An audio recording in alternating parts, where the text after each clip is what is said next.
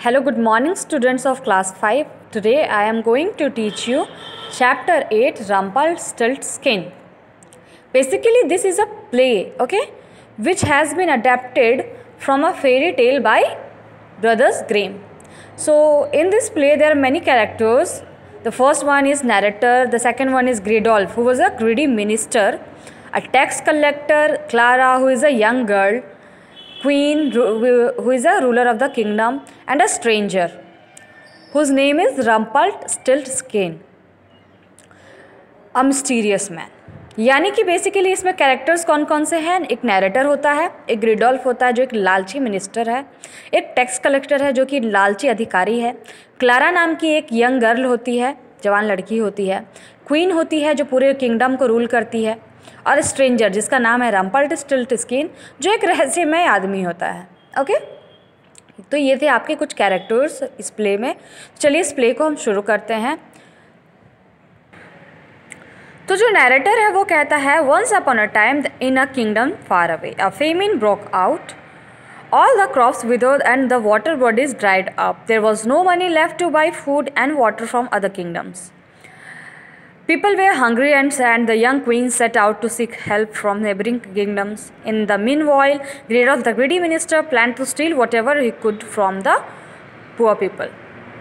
तो एक बार की बात है, एक किंगडम में, दूर एक किंगडम में फेमिन यानी होता है कि खाना होते हैं उनके लाले पड़ जाते हैं ना, बहुत ज़्यादा लाले पड़ जाने खाने के, तो वही हो गया था फेमिन ब्रोकआउट। फेमिन का मतलब वही होता है। तो जितने क्रॉप्स थे वो मुरझा गए थे, जितने भी वाटर बॉडीज़ थे वो सूख चुके थे, किसी के पास पैसे नहीं बचे हुए थे कि खाना खरीदे बगल वाले किंगडम से।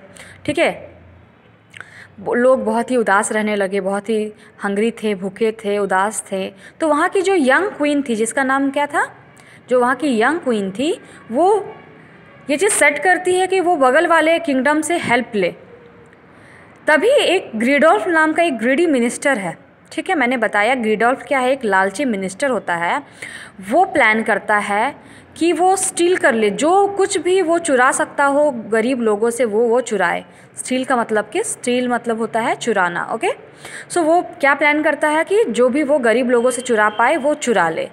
ठीक है, ग्रिडोल्फ पहला सीन होता है, कहाँ पे होता है पहला सीन? पैलेस कोर्ट में होता है, महल में होता है। तो ग्रिडोल्फ वहाँ जो होता है वो कहता है कि we will force the people to pay more taxes, that way we can live in a luxury.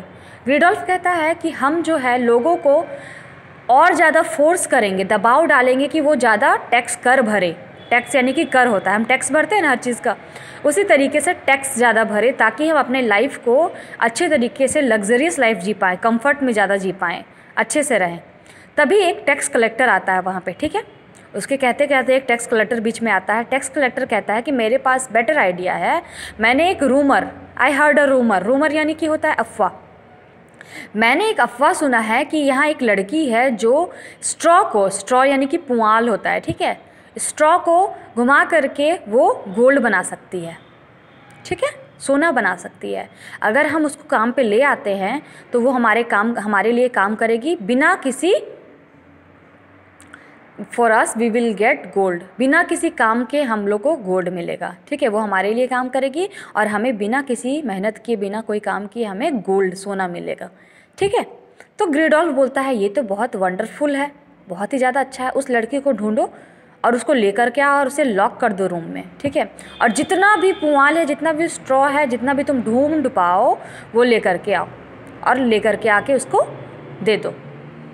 Laughing सिनिस्टरली means होता है आपका कि भयावह तरीके से वो हंस रहा था। ठीक है, अब है सीन 2। ये तो आपका सीन 1 में इतना कुछ हुआ। अब सीन 2 में क्या होता है कि एक रूम पूरा भरा हुआ है पुआल से। ठीक है, अब नरेटर बोलता है, इनोसेंट जो सीधी सादी क्लारा है वो अपने आप को कहाँ ढूंढ पाती है, वो अपने आप को एक रूम में लॉक पाती है जो रूम में भरा हुआ था, स्ट्रॉ से भरा हुआ था, पुआल से भरा हुआ था। She didn't know what to do, उसको पता ही नहीं था कि वो क्या करे। How could people with such great responsibility believe a baseless rumour. वो सोचती है कि कैसे ऐसे लोग जिनके पास बहुत ही बड़े बड़े रिस्पॉन्सिबिलिटीज़ हैं वो ऐसे बेसलेस बिना वजह का अफवाह पे भरोसा करते हैं। सी हडल्ड इन अ कॉर्नर, वो हडल्ड का मतलब होता है आपका, तो वो जो होती है अपने बॉडी को क्या करती है, सिकुड़ करके वो कोने पे जा कर के रोने लगती है। ठीक है, तो Clara, I can't believe I am here because of a rumour. Clara कहती है कि मुझे भरोसा नहीं हो रहा कि मैं सिर्फ यहाँ पर हूँ एक अफवाह की वजह से।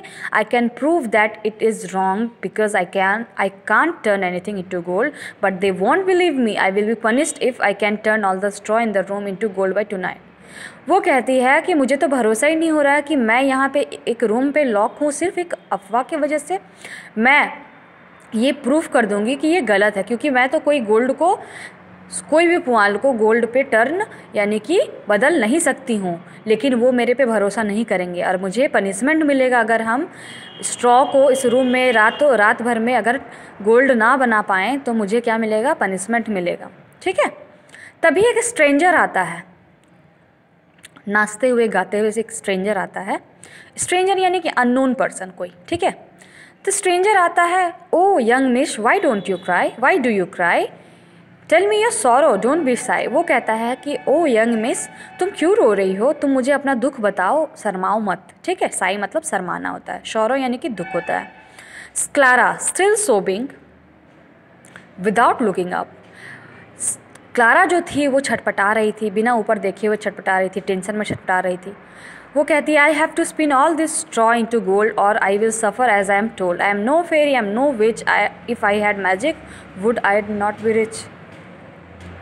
ठीक है, तो वो कहती है कि मुझे जितना भी पुआल है सबको गोल्ड में बदलने के लिए बोला गया है, नहीं तो मुझे सफ़र करना पड़ेगा, जो मुझे कहा गया है उस चीज़ से गुज़रना पड़ेगा।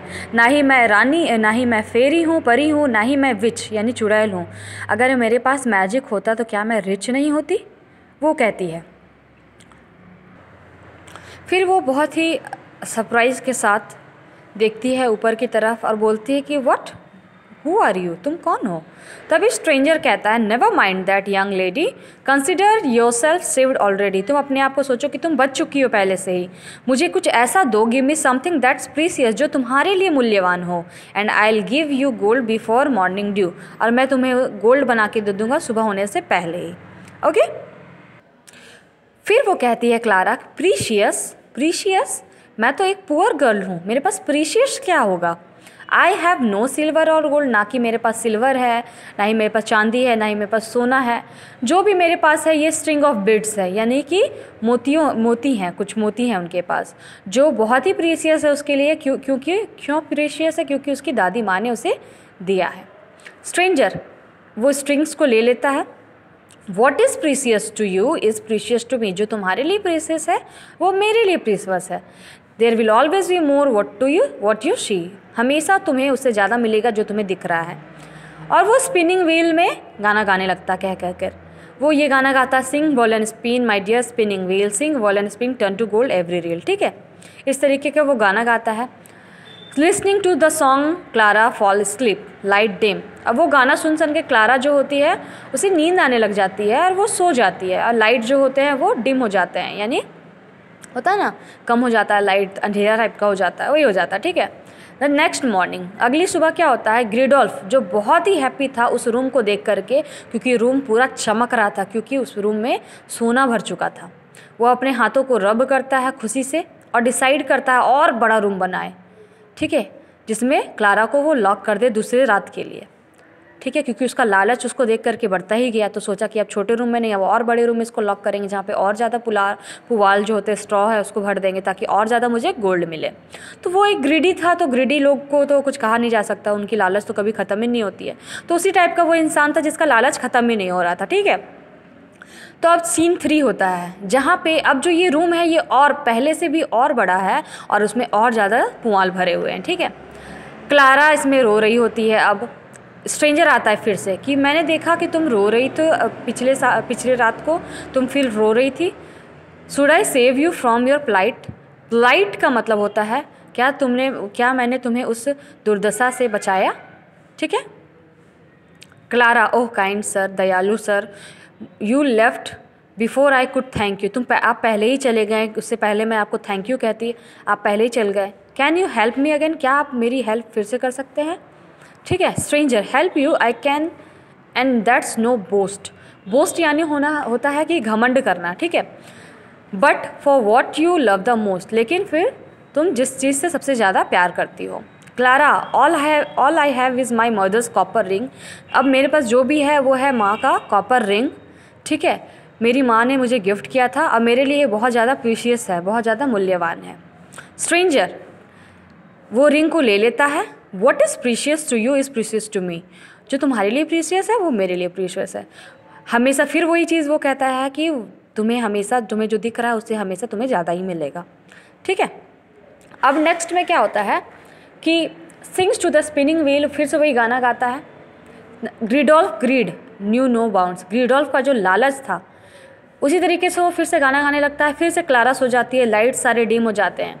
अब क्या होता है कि ग्रीडोल्फ का जो लालच था उसका कोई बाउंड्री ही नहीं था, यानी कि उसका कोई सीमा ही नहीं था। इतना लालच था कि वो कभी ख़त्म ही नहीं होता था। ही declared that Clara would be locked again in a much bigger room. वो फिर से डिक्लेयर कर देता है कि क्लारा अब और भी ज़्यादा बड़े रूम में लॉक होगी। Clara was sad but not surprise. इस बार वो सैड थी, उदास तो थी, लेकिन वो सरप्राइज नहीं थी, क्योंकि उसे पता था कि इसका लालच जो है वो कभी ख़त्म नहीं होगा। सी हैड अंडरस्टूड ग्रीडोल्फ नेचर, वो ग्रीडोल्फ का नेचर को समझ चुकी थी ऑलमोस्ट। फिर सीन 4 होता है, अनदर स्ट्रॉ रूम, फिर से एक पुआल का रूम होता है, ठीक है।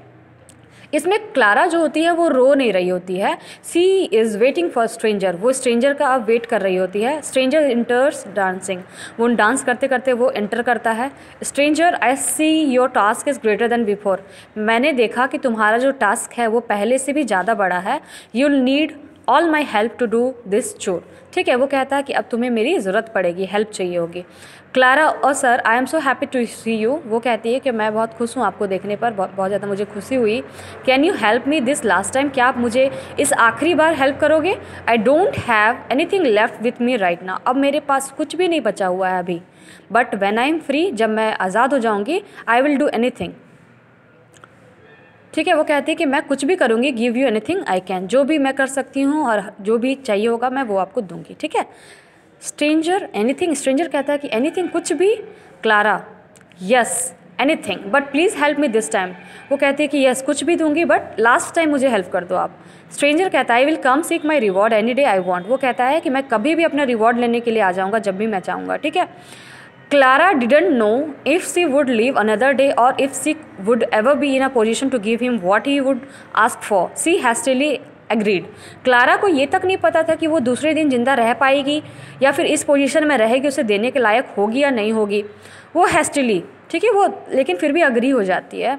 Stranger sings to the spinning wheel, वो फिर से वही गाना गाता है। फिर से क्लारा सो जाती है, फिर से लाइट डिम हो जाते हैं, ठीक है। तो आज के लिए इतना ही काफ़ी है, फिर नेक्स्ट डे हम पार्ट 2 को कंटिन्यू करेंगे। आई होप आपको यहाँ तक चैप्टर समझ में आया होगा, ठीक है। Thank you.